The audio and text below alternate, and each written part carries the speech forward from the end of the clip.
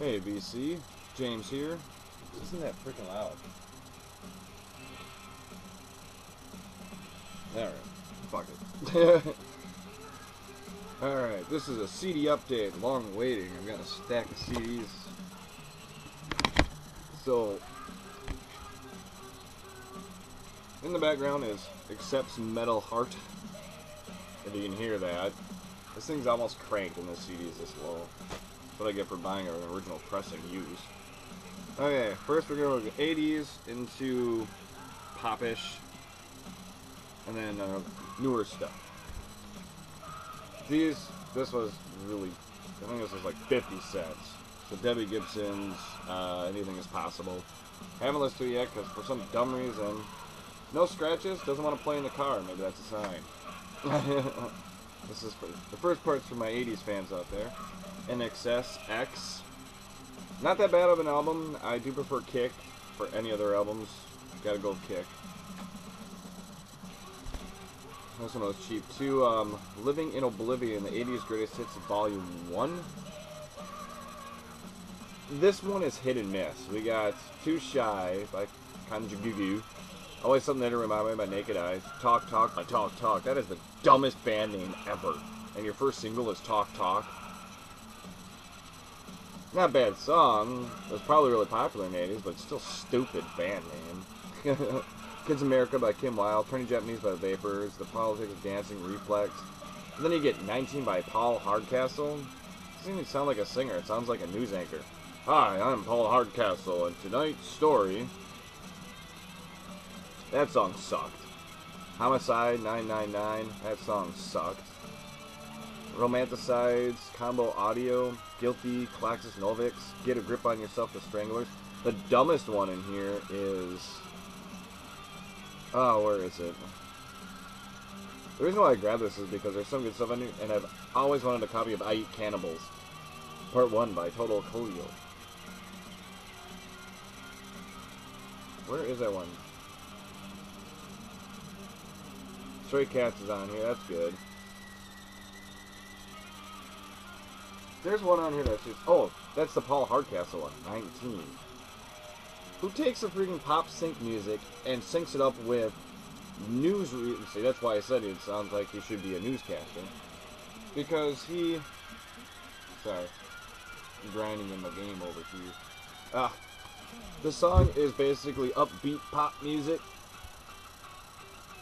to statistics about the Vietnam War. How was that a hit? I mean, I can understand some songs today that it shouldn't be a hit, but how was that ever even freaking released? It should have been, no, you're an idiot. You can't release that. Yeah, so not bad there. And this was also cheap, but we got the greatest hits of Jazzy Jeff and the Fresh Prince.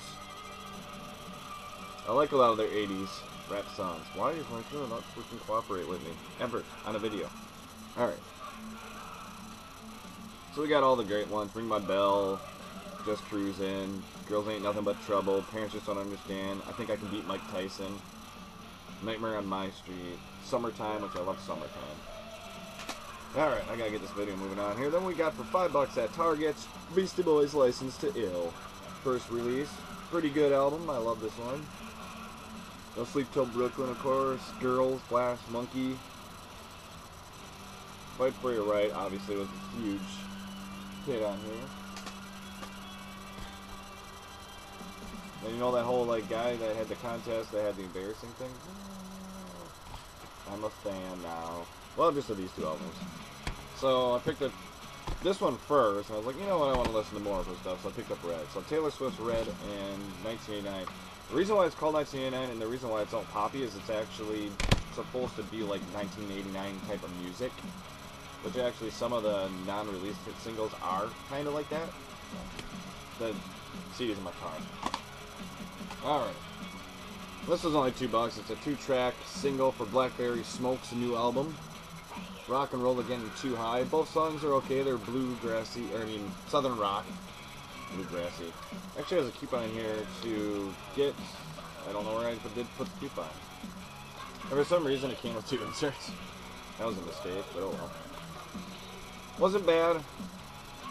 Had an extra $2, that's why I grabbed it. It was brand spanking new.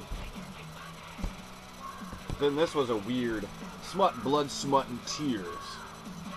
All girl group that's kind of like Babes in Toyland, L7. Let's stick this one in, actually. So you guys can understand what I'm talking about here.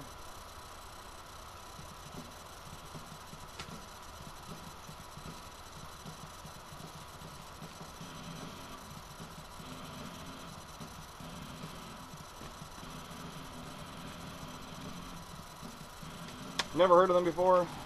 From 1994, Spanish Fly Records, Minneapolis, Minnesota.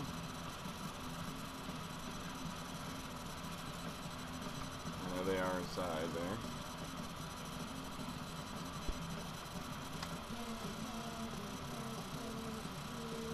So if you're a huge fan of Babes in Toyland, L7, I'm trying to think of other girl groups back then that were kind of grungy / raw, punkish, grunge type of stuff, this is for you. Smut. Blood, Smut, and Tears. It was 50 cents. I looked at the back, and I looked at the chicks on it, and I looked at the titles of songs, like, yeah, I'll give it a chance. Alright, next up is my newest one, actually. I'm going to say the harder stuff last. Is Pentatonix number 3. Their latest release, volume 3. Pentatonix. Yeah, they're an all acapella group. Pretty huge and popular on YouTube. They do a cover of they pretty much do covers in acapella form, but then they got some originals. And this one actually does have a song featuring Lindsey Sterling, the hip-hop violinist. It was actually pretty good, actually, so I'm happy I picked it up for, it was like brand new, $8. This one's my oldest one that I never showed off, which is the paper sleeve version of Guns N' Roses' Greatest Hits. Like, obviously I own every single song on here, but I don't have Sympathy for the Devil from the Interview with a Vampire soundtrack, and I thought they did a pretty good cover on that. I enjoyed it.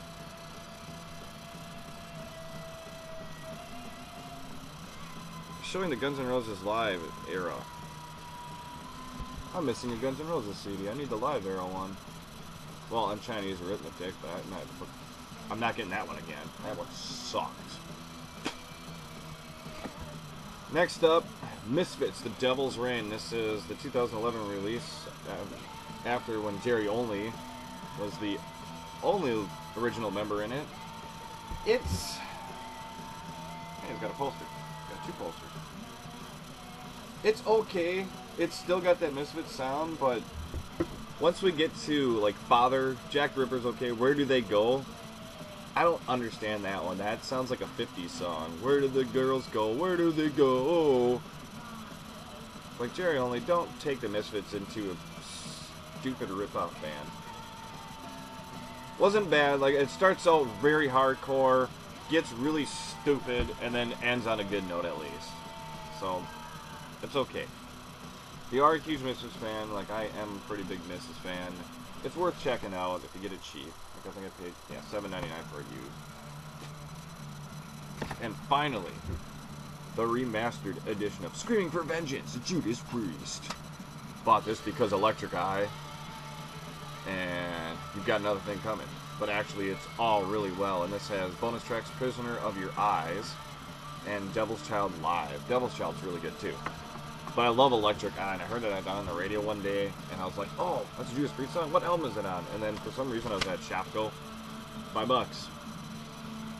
$5 with my Electric Eye song on it. Couldn't pass it up. So that's my hardest thing I got. So Guns N' Roses is Judas Priest. So this is Smut. We're going to land on Smut. I will see y'all later, and thanks for watching.